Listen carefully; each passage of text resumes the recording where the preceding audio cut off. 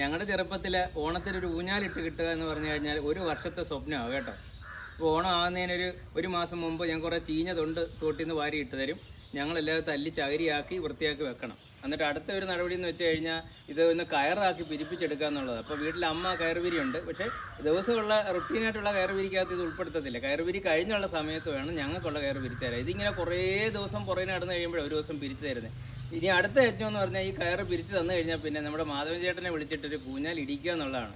അത് തന്നെ ഒരു 4-5 തവണ മാധവൻ ചേട്ടൻ്റെ വീട്ടിൽ പോയി വിളിച്ചു കൊണ്ടുവന്ന് മാധവൻ ചേട്ടൻ വന്ന് കയറെല്ലാം പിരിച്ച് ഒരു വടം പോലെ ആക്കി. അന്ന് ഈ പൊച്ചൊന്നും കിട്ടത്തില്ല, വടം നമുക്ക് കിട്ടത്തില്ല. നമുക്ക് ഈ വടമായിട്ട് തന്നെ ഉണ്ടാക്കി ഊഞ്ഞാൽ ഇതുപോലെ അങ്ങോട്ട് കെട്ടിയിട്ടിട്ട് മടലാണ് കേട്ടോ. മടല് കണ്ടിച്ച് ഇതേലെ വെച്ച് ഇരുന്നാടാനായിട്ട് വെക്കും. ഒന്ന് 2-3 മടല് സ്പെയർ ആയിട്ട് ഉണ്ടാക്കി കിട്ടും. അതൊക്കെ വലിയ സ്വപ്നങ്ങളാണ്.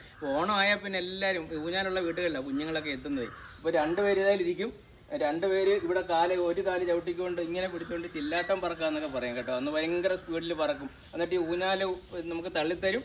എന്നിട്ട് നമ്മൾ ചെന്നിട്ട് ആയത്തിൽ ചെന്ന് കഴിയുമ്പോൾ മുൻവശത്ത് നിൽക്കുന്ന മരത്തിൽ നിന്ന് ഒരു ഇല കടിച്ചുകൊണ്ട് വരണം കേട്ടോ.